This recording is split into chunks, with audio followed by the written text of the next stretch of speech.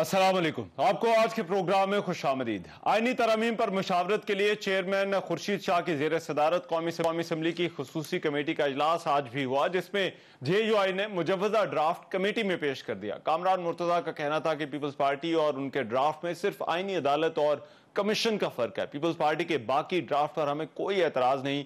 उम्मीद है कि दोनों जमातें मुश्तरका ड्राफ्ट पर इत्तफाक कर लेंगी। पीपल्स पार्टी की सेनेटर शहरी रहमान का यह कहना था कि हम आहंगी पैदा करने की कोशिश कर रहे हैं। कमेटी का इजलास इन कैमरा है।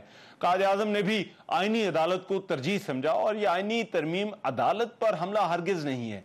पार्लिमानी खुसूसी इजलास में आईनी तरमीम से मुतालिक मसवदों पर गौर के लिए एक झेली कमेटी भी तश्कील दी गई है और ये झेली कमेटी मखसूस कमेटी को रिपोर्ट देगी। खुसूसी कमेटी का इजलास 17 अक्टूबर को होने का इम्कान है। रोजनामा जंग के मुताबिक आईनी तरमीम पर जो है हुकूमती मसवदा, उसके निकात भी सामने आ गए हैं। हुकूमत ने वफाकी आईनी अदालत बनाने का फार्मूला सियासी जमातों के साथ शेयर किया है और ये आईनी अदालत कैसे तश्कील दी जाएगी, जो बेसिक स्ट्रक्चर है वो हुकूमत ने बाकी जमातों को बता दिया है। आज खुसूसी कमेटी के इजलास में PTI की तरफ से बैरिस्टर गौहर अली खान, अली जफर, उमर अयूब और असद कैसर जो थे वो इजलास में शरीक हुए और इसके अलावा फारूक सत्तार, अमीनुल हक, राजा परवेज अशरफ, नवीद कमर, शहरी रहमान, एजाजुल हक, आजम नजीर तारड़ और इरफान सिद्दीकी भी आज के इजलास में शामिल थे। JUI के सरबराह मौलाना फजलुर रहमान और बिलावल भुट्टो जो चेयरमैन है पाकिस्तान पीपल्स पार्टी के, वो आज कमेटी के इजलास में शरीक नहीं हुए। अब इजलास में बातें हुई। खुर्शीद शाह ने कहा कि यार पार्टी का हक है कि वो किससे बात करना चाहती है।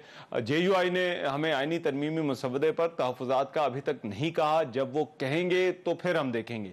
वज़ीर कानून आज़म नज़ीर तारड़ का यह कहना था कि बातचीत से मामलात हल होते हैं। आइन के फ्रेमवर्क में मुज़ाकरात 1 महीने से चल रहे हैं, जबकि PTI के चेयरमैन बैरिस्टर गौहर का यह कहना था कि हम कोई मसवदा नहीं लाए, आज भी हमारे पास पेश करने के लिए कोई मसवदा नहीं है। बानी PTI से मसवदे पर मुशावरत का कल भी जिक्र किया था। MQM पाकिस्तान के रहनुमा फारूक सत्तार ने कहा कि आईनी तरमीम किसी असूल पर नहीं बल्कि सियासी मफादात की बुनियाद पर हो रही है और PTI की हुकूमत होती तो उसे भी ऐसे ही बिल की जरूरत पड़ती। आज मुखालफत इसलिए कर रहे हैं कि उनके सियासी मफादात को नुकसान पहुंच रहा है। एक तरफ तो आईनी तरमीम वाला मामला है, लेकिन दूसरी तरफ पाकिस्तान तहरीक इंसाफ की एहतजाज की कॉल भी है। SCO समिट 15 को है, लेकिन 15 तारीख को ही उन्होंने एहतजाज की कॉल भी दी है। इन दोनों मामलों पर बात करने के लिए शाजिया मरी साहबा, पाकिस्तान पीपल्स पार्टी ने रहनुमा, वो मेरे साथ इस वक्त मौजूद हैं। उनसे इस हवाले से बात करते हैं। शाजिया मरी साहबा, ये आईनी तरमीम वाले मामले पर मैं बाद में आता हूँ, लेकिन पहले जो एहतजाज वाला मामला है उस पर पाकिस्तान तहरीक इंसाफ कह रही है कि वो एहतजाज मजबूर होकर कर रहे हैं क्योंकि उनको उनके लीडर इमरान खान से मिलने नहीं दिया जा रहा। तो क्या वाकई आपको उनकी ये मजबूरी समझ आती है? देखिए, मैं नहीं जानती कि PTI के जो लीडर इस वक्त जेल में हैं, उनके हवाले से तो यही बातें हमें पता चली हैं और बड़ी जो है वो कंफर्म्ड न्यूज़ है कि उनको हर किस्म की आसाइश जेल में मिल रही है। जेल मैनुअल एक होता है, उससे हटकर स्पेशल ट्रीटमेंट उस कैदी को मिल रहा है।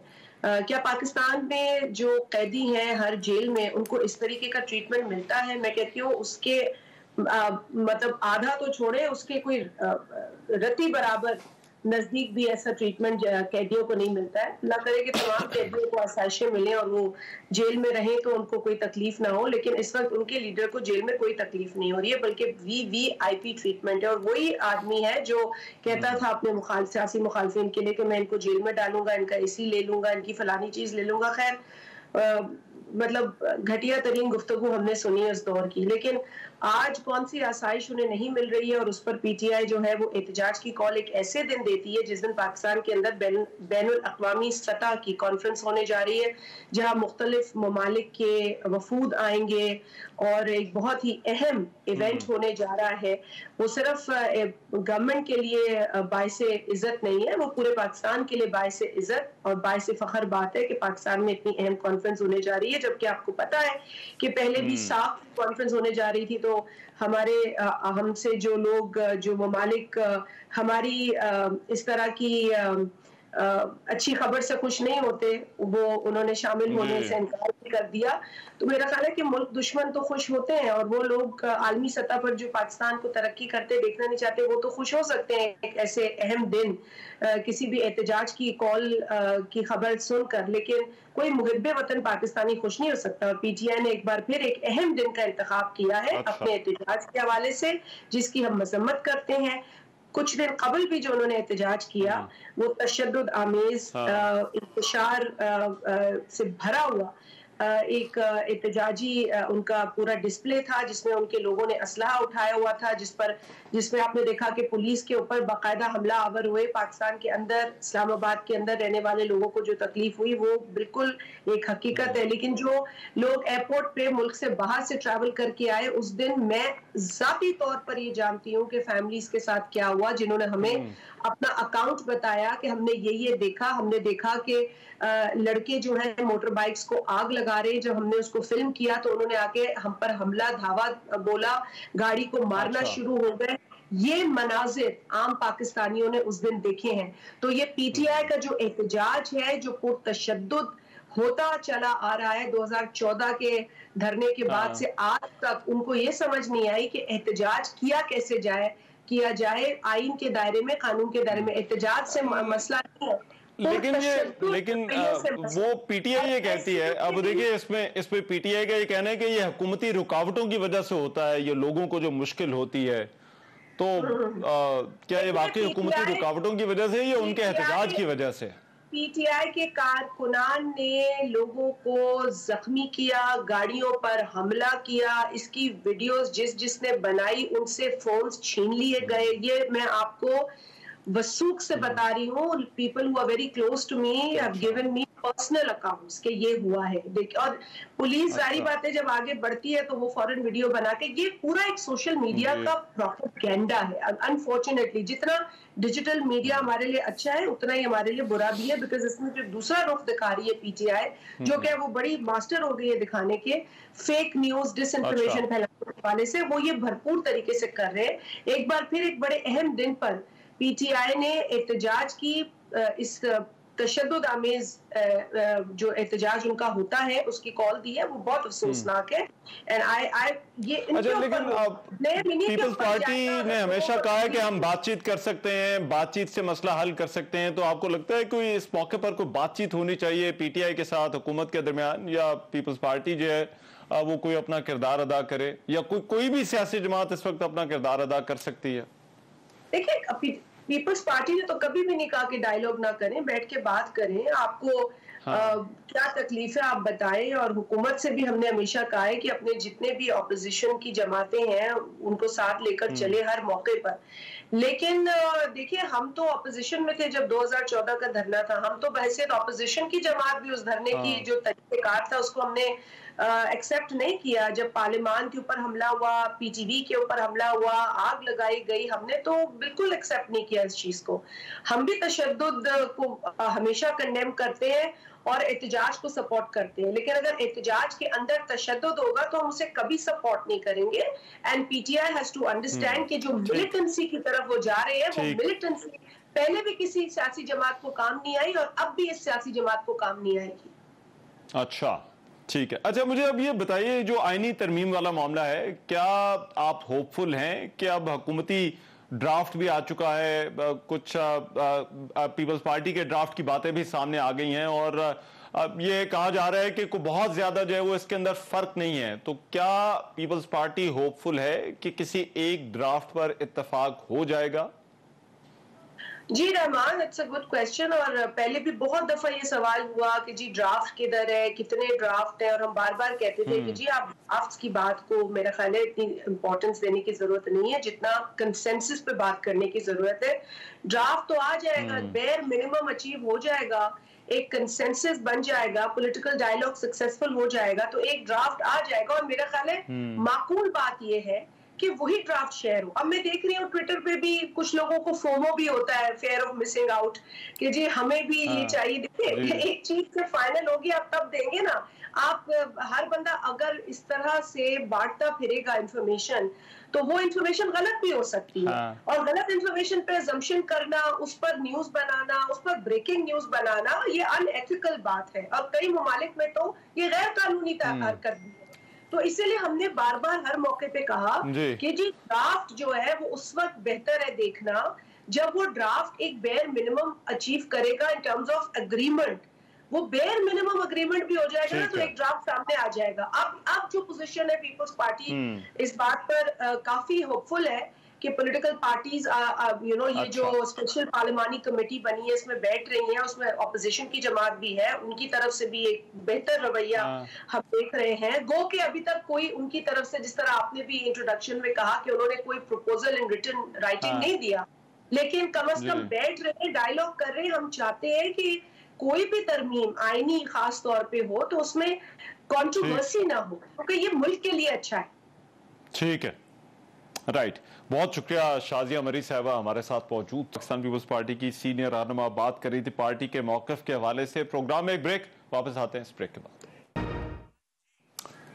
Welcome back after the break. Pakistan Tehreek Insaf की 15 अक्टूबर को SCO समिट के मौके पर एहतजाज की कॉल, और इस कॉल को हुकूमती नुमाइंदे मुल्क के खिलाफ साजिश करार दे रहे हैं। आज गवर्नर खैबर पख्तूनख्वा फैसल करीम कुंडी ने कहा कि PTI का D चौक में एहतजाज का ऐलान साजिश है। PTI का हमेशा से मुल्क के मुखालिफ एजेंडा रहा है। पाकिस्तान का एक सॉफ्ट इमेज दुनिया को दिखाना चाहते हैं और PTI ने कॉन्फ्रेंस वाले दिन ही एहतजाज की कॉल दे दी है। वज़ीर दिफा ख्वाजा आसिफ ने भी D चौक पर एहतजाज की कॉल पर अपना रद्दअमल देते हुए कहा कि ये पाकिस्तान में अदम इस्तेहकाम पैदा करने की कोशिश है। साबिक वज़ीर आला पंजाब हमजा शहबाज ने कहा है कि बुलवाइयों को सड़क पर लाकर दुनिया में पाकिस्तान की जग हंसाई का बंदोबस्त किया जा रहा है। तलाल चौधरी का यह कहना था कि PTI वाले रियासत को जो है वो ब्लैकमेल करें।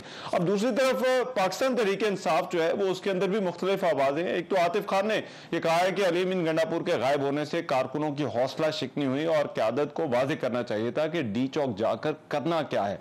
और गुज़िश्ता रोज पाकिस्तान तहरीक इंसाफ का जो हंगामी इजलास हुआ सियासी कमेटी का, उसने अब जो 15 अक्टूबर को D चौक पर एहतजाज की कॉल तो दी, लेकिन PTI के रहनुमा अली महमूद खान ने भी कहा कि वो जाती तौर पर समझते हैं कि इस मौके पर एहतजाज नहीं होना चाहिए, लेकिन अगर हुकूमत हमें दीवार से लगाए तो हमारे पास क्या ऑप्शंस रह जाएंगे।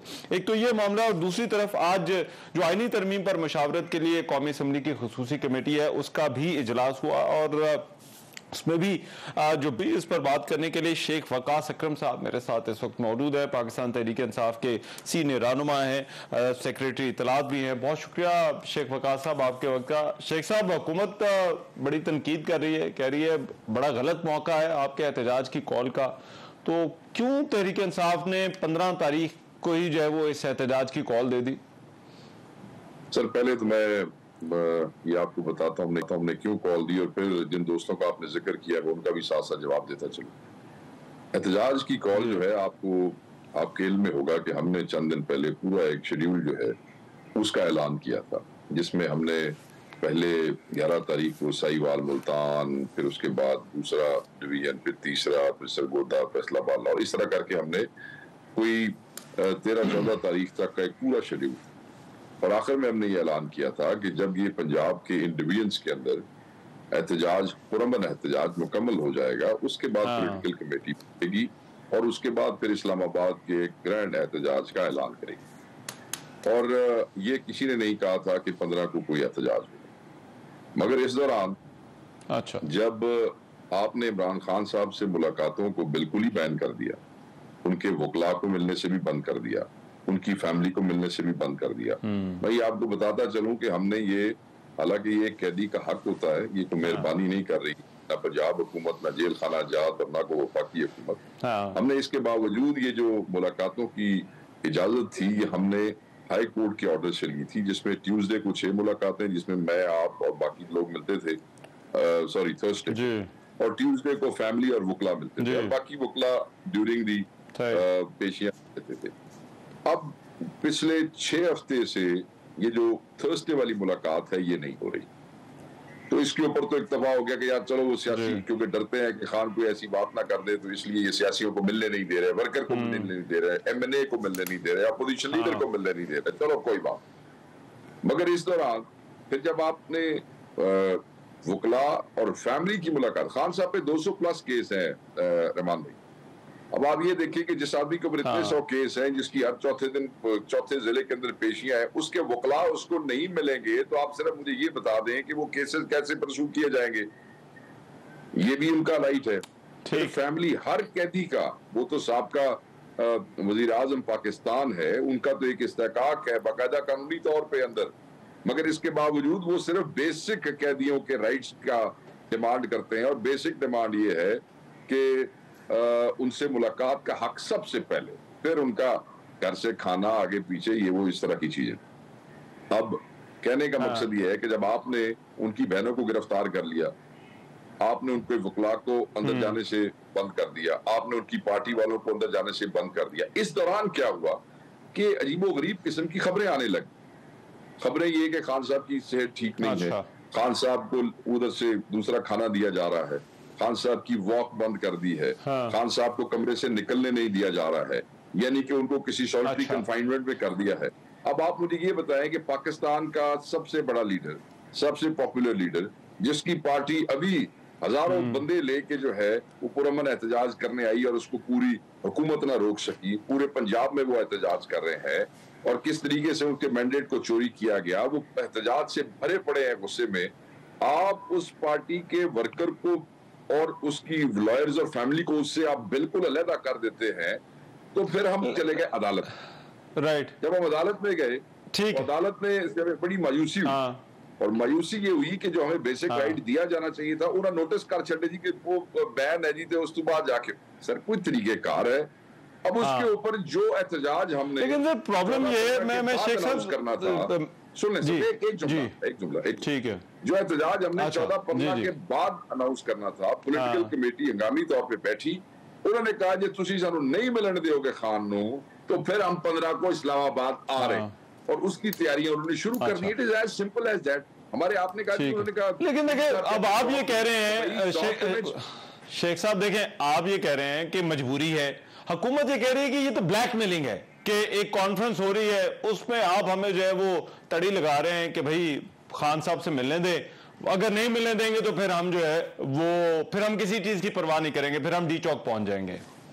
तो ये लकीर कहां खींची जा सकती है कि कहां पर ये आप अपने राइट की बात कर रहे हैं और कहां पर ये ब्लैकमेलिंग है? सर ये वो हुकूमत कह रही है, ये वो हुकूमत कह रही है जो एमएनएज को पार्लियामेंट में से उठवा लेती है, ये वो हुकूमत कह रही है जो इस वक्त आईनी तरमीम करवाने के लिए हमारे एमएनएज के डेरों के ऊपर, घरों के ऊपर हमले करवा रही है।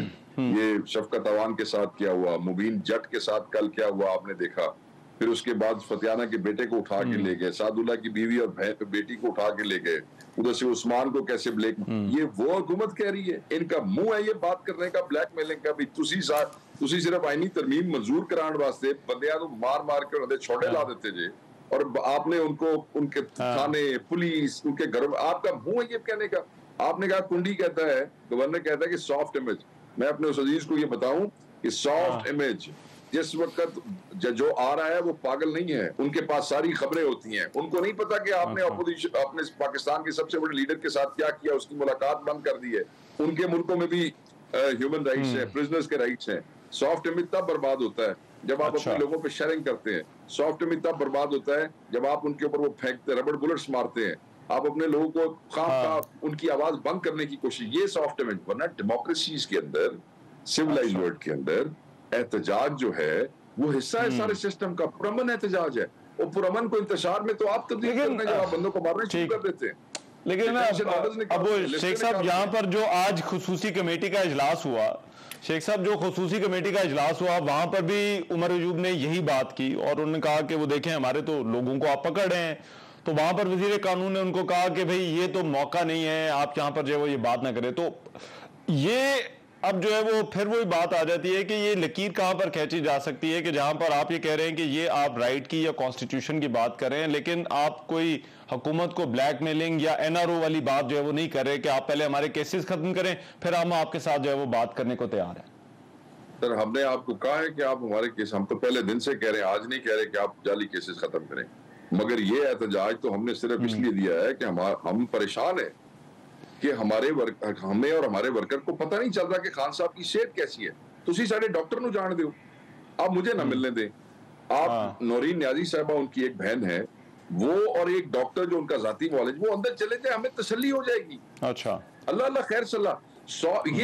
ये हार्डनेस नहीं है, ये जुल्म नहीं है कि आप उनकी बहन और उनके डॉक्टर को भी रहमान अजहर भाई नहीं मिलने दे रहे। यार ये तो बेवकूफ लोग हैं। तो आप ये कह रहे हैं कि अगर डॉक्टर को मिलने दिया जाए और अगर बहन को मिलने दिया जाए तो फिर ये प्रोटेस्ट कॉल ऑफ हो सकता है? सर आपने वो एलामिया नहीं पढ़ा है? हमने एलामिया के अंदर लिखा है अगर आपने हमें मिलने ना दिया तो हम 15 को आ रहे हैं। तो 15 की तैयारियां शुरू है, आपने मिलने ना दिया तो आ जाएंगे। अच्छा अच्छा, अब मुझे जरा शेख साहब ये आईनी तरमीम वाला मामला बताइए। अब गवर्नमेंट ने तो अपनी प्रपोजल दे दी है, अब वो ये कह रहे हैं कि एक तरमीम भी जो है वो कर ले। मैं पहले आईनी, वो तो है तो बहुत सारे निकात है, लेकिन मैं पहले ये आईनी अदालत वाला मसला, क्योंकि ये मेन मसला यही है, तो इस पर जो है वो आपसे जो है वो जानना चाहता हूँ। ये जो मुसवदा आप लोगों के पास आया है, जो तजवीज़ आई है, कोई बात हो सकती है, ये कोई निगोशिएबल आपको अभी नजर आ रहा है या नहीं आ रहा? नहीं सर, ऐसी अदालतें देते बिल्कुल नहीं ओहदे हामी, और इन्होंने अब तो 4 1 की बजाय 5 नीचे सुबह में भी कहते हैं कि कॉन्स्टिट्यूशनल कोर्ट्स बना ले। इन्होंने तो तमाशा बना लिया है। हमारा जब भाई 148 पेंडिंग केसेस हैं, टोटल 148 पेंडिंग केसेस ने कॉन्स्टिट्यूशनल में चल रहे, और 20 केसेस पेंडिंग है जो सुओ मोटो है। ये तुसी 168 हो गए टोटल। अब 168 टोटल केसेस के लिए आप एक नई अदालत और फिर 4 अदालतें और बनाना चाहते हैं। 60,000 70,000 केसेस उसके अलावा पेंडिंग है। ਉਹਦਾ ਕਿਸੇ ਨੂੰ ਖਿਆਲ ਕੋਈ ਨਹੀਂ ਹੈ, ਜਿੱਥੇ ਲੋਕਾਂ ਦੀਆਂ ਜਾਇਦਾਦਾਂ, ਲੋਕਾਂ ਦੀ ਜ਼ਾਤੀ ਮੈਟਰਸ, ਲੋਕਾਂ ਦੀਆਂ ਸਜ਼ਾਵਾਂ ਨਾਜਾਇਜ਼ बेचारे बेगुनाह सजा होके पैसा वो नहीं जे। मगर यहाँ इन्होंने, क्योंकि इमरान खान की पार्टी को बैन करना है, क्योंकि उसका मिलिट्री ट्रायल कराना है, क्योंकि ये मतलब जो इनके पर्सनल स्पेसिफिक एजेंडाज हैं उसके लिए एक नई कोर्ट लाना चाहते हैं। ये अभी तमाशा बनाई खड़े हैं। हम इनको सिर्फ ये कहते हैं जो कि इस वक्त सोच प्रिवेल कर रही है, जो मौलाना से भी बात हुई है, इनको बहुत ही इनको मुसीबत है, तो फिर उसमें बड़ा आसान है कि उसमें सीनियर जजेस का 5 जजेस का एक बेंच बना दे और वो ये मैटर सुनता रहे। और ऐसे कई दफा होता है कि स्पेसिफिक मैटर्स के लिए बेंचेस बन जाते होते हैं और वो फिर वही सुनते रहते हैं। इससे क्या फर्क पड़ता है सर? आप क्यों ये ऐसा? शेख साहब, आपको नहीं लगता वो जो 168 केस है, तवज्जो उस पर इतनी ज्यादा हो जाती है कि फिर वो जो बाकी जो हजारों केस हैं उनकी तरफ उनके सुनने का टाइम नहीं लगता? ये 168 केसेस जो हैं, सारा फोकस ही जो है वो कोर्ट का इन पर हो जाता है। सर ते कोर्ट एक और काम भी करे ना, तुसी कोर्ट दी छुट्टियां गिनिया ने कदी? हाँ, कोर्ट अपनी छुट्टियां कम करें। अच्छा, पूरे साल में अगर इतने नहीं सर, हमारी क्या मजाल के ऐसी उन्होंने छुट्टियां गिनी। नहीं सर, ये तो अब एक राइट है ना। अब आपको एक चीज आप सबके सामने है, कौम जब वो हर चीज खुल के डिस्कस हो रही है तो कौम के सामने ये भी डिस्कस होना चाहिए ना। हाँ, ये you should always burn midnight oil. आप कोशिश करें सुबह से लेके रात तक काम करें, आप ज्यादा काम करें, और आपने कौम के फैसले करने हैं, आपने लोगों की जिंदगियों के फैसले करने हैं, लोगों की जायदादों के फैसले करने हैं, आईन के फैसले करने हैं। तो आप मतलब महीनों छुट्टियों पे चले जाते हैं। छुट्टियां कम करें। हमने तो उस वक्त ये भी तजवीज दी कि 2-3 जज आप और बढ़ा लें सुप्रीम कोर्ट के अंदर।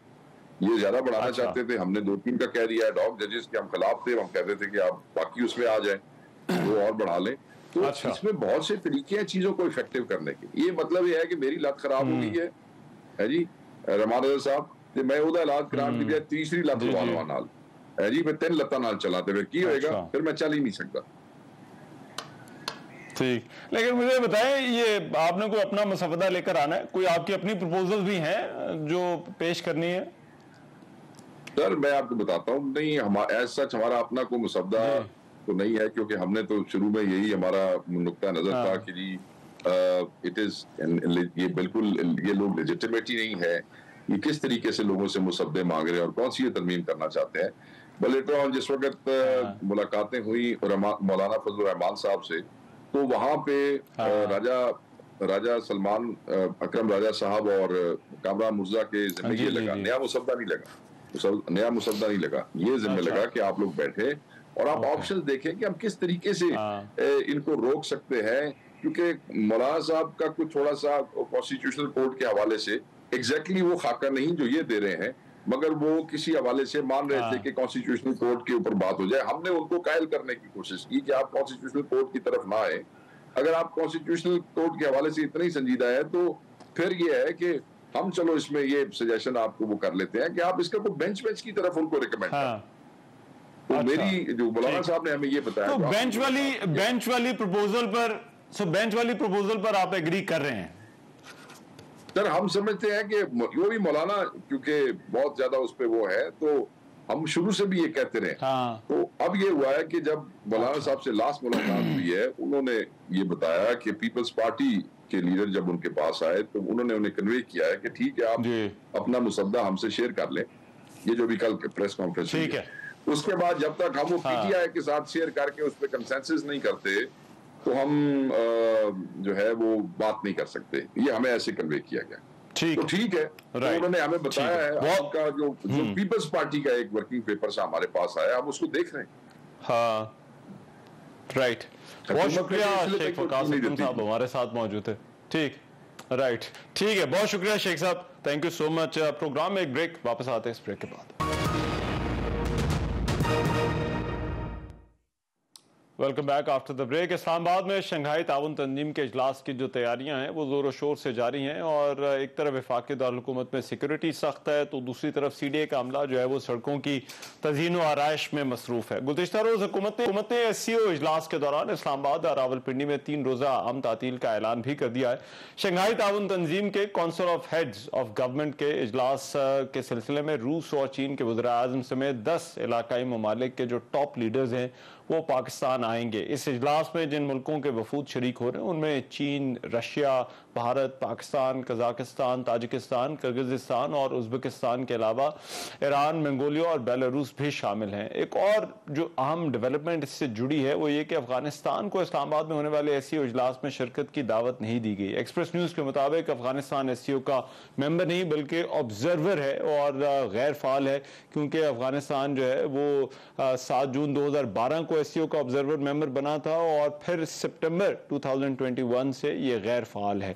अब ये जो SCO की समिट हो रही है ये कितना अहम है हमारी सिफारतकारी के लिए, हमारे पाकिस्तान का जो इस वक्त डिप्लोमेसी है उस पर इसका क्या असर होगा।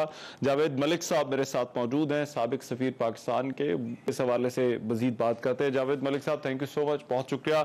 सबसे पहले तो ये कितना सिग्निफिकेंट है ख़ास तौर पर जो इस वक्त आलमी मामलात हैं रशिया और यूक्रेन के दरमियान जो इस वक्त तनाज़ा चल रहा है, ऐसे माहौल में, ऐसे एनवायरनमेंट में इस समिट का पाकिस्तान में होना पाकिस्तान के लिए और जो रीजनल इश्यूज हैं उनके लिए कितना सिग्निफिकेंट आप इसको देखते हैं?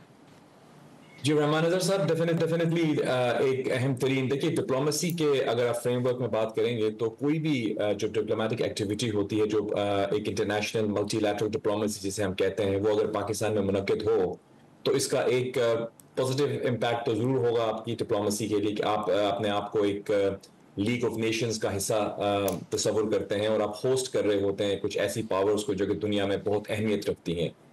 ये तो एक एलिमेंट है। और दूसरी एलिमेंट इस तंजीम के हवाले से मेरे ख्याल में शंघाई कोऑपरेशन ऑर्गेनाइजेशन जो है वो एक अहम तरीन इदारा है।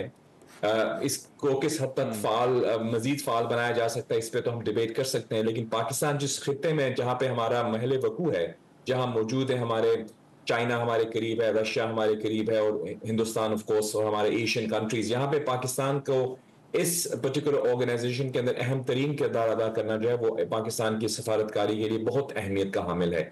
मैं समझता हूँ कि इसके अलावा जो दूसरी अहम चीज़ है वो पाकिस्तान और चाइना की रिलेशनशिप है। आप जानते हैं कि this is a very important strategic relationship between Pakistan and China, और चाइना इस तहरीक, इस ऑर्गेनाइजेशन का रूह रवा है ये चीज़। और इसके अलावा जो सेंट्रल एशियन स्टेट्स हैं जिनका जिक्र आपने किया, उज़्बेकिस्तान, तुर्कमेनिस्तान, किर्गिस्तान, ये ऐसे ममालिक हैं जहाँ पे अक्सर ममालिक लैंड लॉक्ड हैं और उनको अपने तिजारत के लिए पाकिस्तान के पोर्ट्स जो हैं वो बहुत अहमियत रखते हैं उनके लिए। और CPEC को अगर आप जहन में रखें, सेंट्रल एशियन स्टेट्स को रखें, तो मैं समझता हूँ कि पाकिस्तान का इस ऑर्गेनाइजेशन में एक कलीदी किरदार होना भी चाहिए और है भी। अच्छा, और चाइना के साथ आप क्या देखते हैं, क्या हमारी टेक अवेज होनी चाहिए, क्योंकि इस मल्टीलैटरल प्लेटफॉर्म तो है लेकिन इसके साथ वो बायलैटरल विजिट भी जुड़ा है, तो वहां पर आप क्या देखते हैं, क्या हमारी एक्सपेक्टेशन होनी चाहिए चाइनीज प्राइम मिनिस्टर के यहाँ आने से? देखिए, अगर हम कोई भी सफारतकार, आप किसी से बात करेंगे, कोई स्टूडेंट ऑफ डिप्लोमेसी जो डिप्लोमेसी को गौर से देख रहा है, वो यह कहेगा कि पाकिस्तान की सफारतकारी का जो एक अहम और सुनहरा बाब है वो पाकिस्तान की चाइना के साथ दोस्ती है। ये एक ऐसी दोस्ती है, एक ऐसी स्ट्रेटेजिक रिलेशनशिप है जो किसी हुकूमत से, यानी ये फर्क नहीं पड़ता कि पाकिस्तान में किसकी हुकूमत हो, ये स्टेट टू स्टेट रिलेशनशिप है। हमारे अवाम और उनके अवाम के दरमियान एक मोहब्बत के रिश्ते हैं जिसके पीछे बहुत सारे लोगों की, बहुत सारे वज़राए आज़म की, बहुत सारे सदूर की, बहुत सारे हमारे जो स्टेक होल्डर्स हैं उनकी कॉन्ट्रीब्यूशंस रही हैं। तो चाइना के वज़ीर आज़म यहाँ पे आएंगे, ये हमारे लिए एक बहुत खुश आइन पहलू है। आप देखते हैं कि हमारे भी जो वज़राए आज़म हैं, ये सदूर हैं, वो वहाँ जाते रहते हैं। तो पाकिस्तान और चाइना की रिलेशनशिप तो मैं समझता हूँ हमेशा बेहतर से बेहतर तरीन की तरफ बढ़ती है। कुछ पिछले अरसे में हमने देखा था CPEC के हवाले से कुछ एक सर्द मोहरी सी एक परसेप्शन बिल्ड की गई थी। मैं समझता हूँ कि वो कुछ हमारे, मैं आप किसी पर तनकीद नहीं करना चाहूंगा, लेकिन हमारे कुछ ऐसे गालिबन हुकूमत में लोग थे जो इस चीज को प्रॉपर्ली समझ नहीं पा रहे थे, लेकिन अल्हम्दुलिल्लाह वो सब चीजें अब जो है वो क्लियर हैं। इस वक्त की जो हुकूमत है, हमारी जो स्टेट है, वो समझती है कि CPEC पाकिस्तान के इंटरेस्ट में, और चाइना के साथ हमारी रिलेशनशिप इंशाल्लाह दिन ब दिन तरक्की ही करेगी। अच्छा, और इसमें क्योंकि अब जो इंडियन फॉरेन मिनिस्टर हैं जयशंकर, वो भी आ रहे हैं, तो पाकिस्तान और इंडिया के दरमियान जो एक रिलेशनशिप है, जो उसके डायनामिक्स है, उसको आप किस तरह से देखते हैं? क्या वहां पर कोई एक्सपेक्टेशन होनी चाहिए इस इंडियन डेलीगेशन के यहाँ इस्लामाबाद में मौजूद होने से? मैं नहीं समझता कि इस तमाम पहलू में जितना भी ये पूरी विजिट्स हो रहे हैं, इसमें अगर एक विजिट है जो इंडियन फॉरेन मिनिस्टर का है, उस पर फोकस तो बहुत रहेगा। आपको याद होगा जब पिछली SCO हुई थी तो बिलावल भुट्टो जरदारी साहब फॉरेन मिनिस्टर थे, वो इंडिया तशरीफ लेकर गए थे, लेकिन उस वक्त भी बहुत सारी बातें की गई कि देखें हो सकता है कि आइस ब्रेकिंग हो जाए। लेकिन मैं समझता हूं कि इंडिया और पाकिस्तान की जो रिलेशनशिप है उसके अंदर अभी बहुत से काम करने की जरूरत है, उनकी तरफ से भी और हमारी तरफ से भी। कश्मीर का इशू अपनी जगह पे, इसके अलावा बहुत सारे इश्यूज हैं, तो मैं नहीं समझता कि इनके एक विजिट से कोई ग्राउंड ब्रेक होगी या कोई आइस ब्रेक होगी। अगर हम पाकिस्तान और हिंदुस्तान के दरमियान अपनी रिलेशनशिप को इम्प्रूव करना चाहते हैं तो उसके लिए दूसरे बहुत से तरीके हैं, और हमें उसके लिए जो है कंस्ट्रक्टिव स्टेप्स लेने पड़ेंगे। अभी हम एक्सपेक्टेशंस बढ़ा दें और उसको हम अगर बहुत हाई प्ले करना शुरू कर दें, कुछ मीडिया के सेक्शन में मैं देख रहा हूं कि बहुत ज्यादा उस पर जो है बात हो रही है, लेकिन मैं नहीं समझता अगर हम इंडियन मीडिया पढ़ें या उसको देखें तो वो भी इसको डाउन प्ले कर रहे हैं। I don't think anything can happen in India and Pakistan unless जो हमारे इश्यूज हैं उनके ऊपर कंस्ट्रक्टिव डायलॉग हो, और उसके चांसेस फिलहाल तो नजर नहीं आ रहे। ठीक है, right. Thank you so much Javed Malik साहब हमारे साथ मौजूद थे। प्रोग्राम में एक ब्रेक शामिल करते हैं, वापस आते हैं इस ब्रेक के बाद। Welcome back after the break. इंसदाद दहशतगर्दी अदालत में कराची एयरपोर्ट सिग्नल के करीब खुदकुश बम धमाके से मुतालिक इब्तदाई जो रिपोर्ट थी वो CTD की जानिब से पेश कर दी गई, जिसमें इंकशाफ किया गया कि यह हमला दहशतगर्दों ने गैर मुल्की खुफिया एजेंसी की मदद से किया। चीनी इंजीनियर्स पर खुदकुश हमले को पाकिस्तान और चीन के ताल्लुकात खराब करने की जो है वो साजिश करार दिया गया है। रिपोर्ट के मुताबिक खुदकुश धमाके में बलूचिस्तान लिबरेशन आर्मी मुलव्वस है। दहशतगर्दों ने मुल्क दुश्मन गैर मुल्की खुफिया एजेंसी की मदद से यह धमाका किया, और नामालूम दहशतगर्द ने अपनी गाड़ी को चीनी बाशिंदों के काफिले की गाड़ियों के करीब लाकर यह धमाका किया। इसके अलावा बलूचिस्तान में ही गुज़िश्ता रोज जो अफसोसनाक वाक़या पेश आया, दुक्की की जो एक कोल कंपनी थी, वहां पर कोयला कानों में नामालूम मुसल्लह अफराद ने हमला किया, जिसके नतीजे में 20 कारकुन जाँ बहक हो गए जबकि 7 जख्मी हुए। SHO ने यह बताया था कि मुसल्लह अफराद ने मजदूरों को टोलियों की शक्ल में यकजा करके फायरिंग की, और कोयला जो कानों में मशीनरी है वहां पर उसको भी जो है वो जला दिया गया। बहरहाल ये अफसोसनाक वाक़यात हैं, और इनसे यही पता चलता है कि ये सब कुछ एक बड़े सिस्टमेटिक तरीके से जो है वो किया जा रहा है। ख़ास तौर पर इसका जो ताल्लुक है वो बलूचिस्तान में जो इस वक्त अमन अमान की सूरत हाल है और पाकिस्तान और चीन के जो ताल्लुकात हैं उनसे जो है वो जुड़ता है। आज के प्रोग्राम से इतने, मेज़बान मेहमान से कोई इजाज़त दीजिए। अल्लाह ने के बाद।